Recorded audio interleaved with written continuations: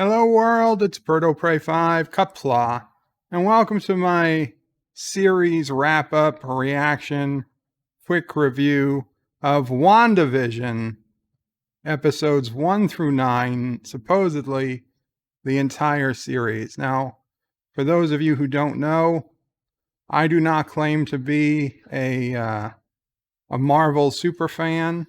I'm a Marvel normie, perhaps, maybe slightly above. I've watched the vast majority of the Marvel movies, but not all of them. Honestly, I didn't see Age of Ultron until WandaVision had already started. At the beginning of this series, at episode 1, I had no idea who Wanda or Vision really were. But seeing the first couple episodes, which I thought were really good, really interesting, it got my attention.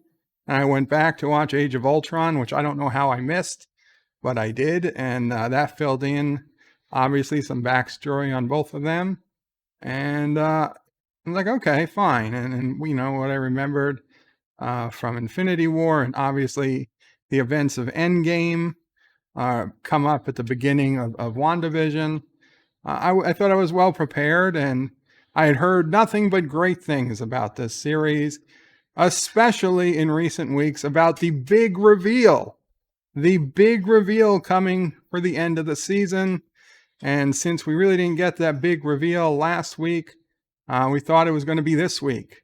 In fact, literally, people were saying the Luke Skywalker moment, like an event so big as Luke Skywalker returning in the final episode of Disney's The Mandalorian earlier this year.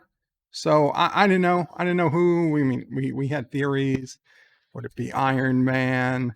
Would it be Thanos? Would it be Galactus? Would it be people? I don't even know, but expected somebody to come in. Spider-Man. I don't know. Obviously, the spoilers. If you're not sure, this is full-on spoiler alert from this point on. Okay, the final episode, in fact, the entire series of WandaVision, I'm going to talk about in the next few minutes. And especially all the problems I've had with the final episode and the series as a whole. Okay, so spoilers, you've been warned.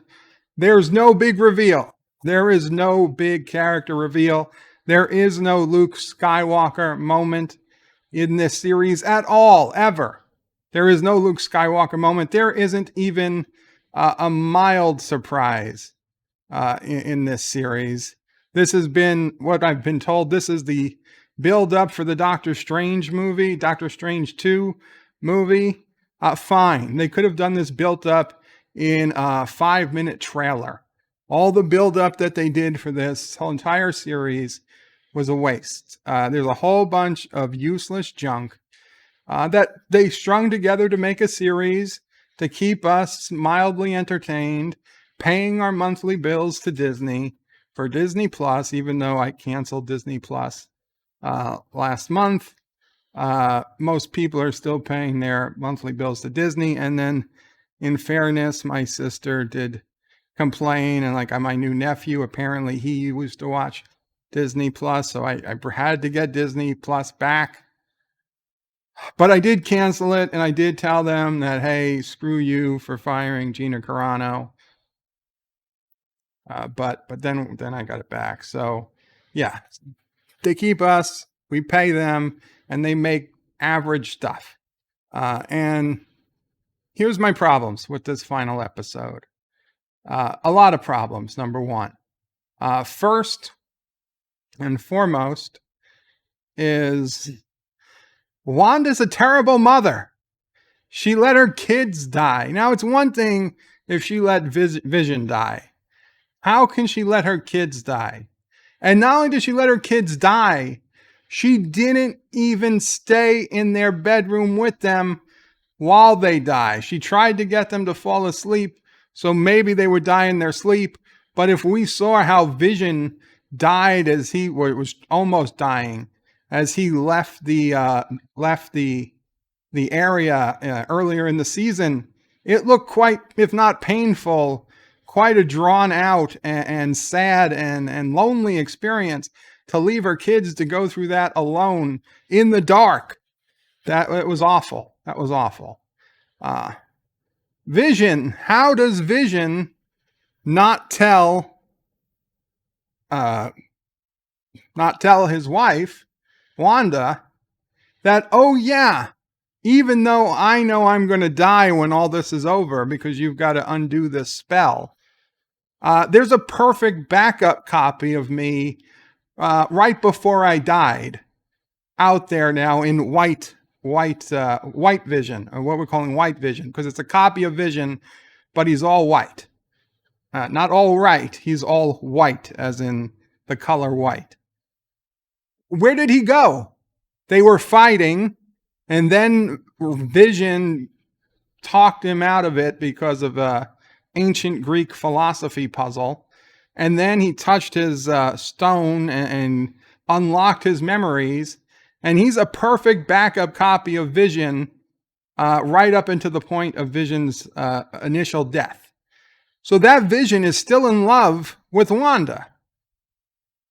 So Wanda has another Vision out there that probably has the exact same feelings for her. And it's terrible that this Vision has to die and her kids have to die, supposedly, although we get teased at the end about that. But she could have a Vision. There's another Vision out there that had the same feelings for her, a backup unit. He's a digital copy. He's indistinguishable from regular Vision. But Wanda doesn't care about that Vision. Wanda doesn't even know that Vision exists, as far as we know. Well, she doesn't know what happened to him. She doesn't seem to look for him. She just leaves. She leaves. She doesn't care. If she loves Vision, she loves Vision. This Vision could have told her, hey, you know what? White Vision, not an evil clone anymore. A good clone. Happy. You should be happy. You two should live happily ever after, because it's basically me. No, he doesn't say any of that. Next problem, Agatha. Well, she's like, I'm going to punish you by making you the nosy neighbor, and you're going to live here forever. And she makes her the nosy neighbor. But then she erases the town. She lets the spell disappear. She brings the town of Westview back to normal, which was good because now she's not a villain. She did the right thing, even though it was kind of her fault. All this happened to begin with, perhaps. Fine, she undid it. She was a hero. But then, where's Agatha? Where is she? Where is she in this prison? Is it her house still have a spell around it? I don't think so. So you put her in this eternal torture, but then you immediately remove that where she could exist.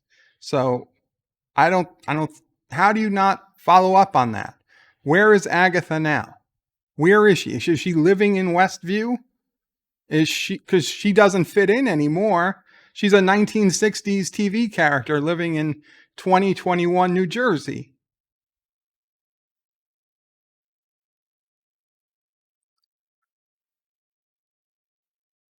I mean, how do they not explain this? How do they not explain this? Then the final scene. So there's a mid-credit scene and a post-credit scene. And the post-credit scene, they give you looks of some mountains that look like they're near Mount Everest, somewhere in the Himalayas, maybe. But then when they zoom in on the cabin where she is living, it looks like it's something out of the Pacific Northwest, the United States. The technology, the basics in the cabin, that's clearly not a cabin in Tibet. Maybe it's supposed to be, or maybe it's not. Maybe she's in, it's a trope when you want to get away from everybody. One of the places you go is the Pacific Northwest of the United States, because there's a lot of, forest and relatively unpopulated out of the cities. And hey, if Bigfoot can live there and not be found, probably anybody could live there and not be found.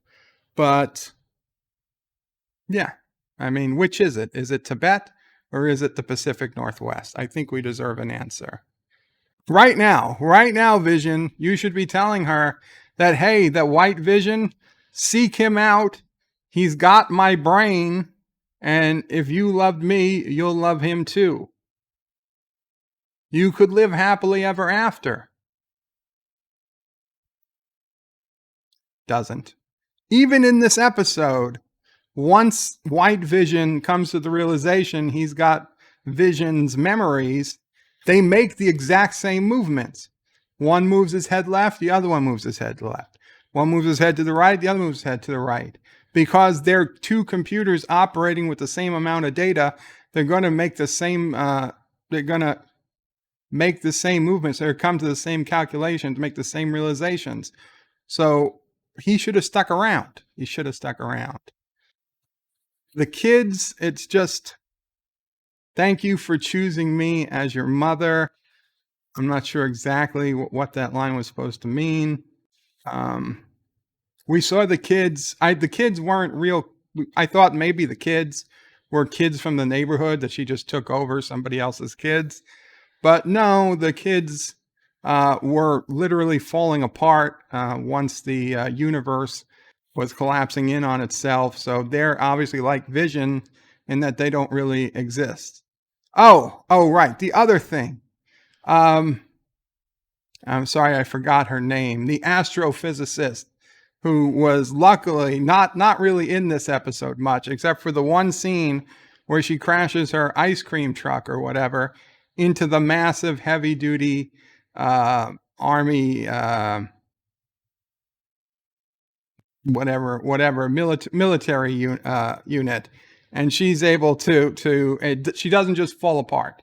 That ice cream truck should have just fallen apart the moment it hit that military Humvee or whatever it was.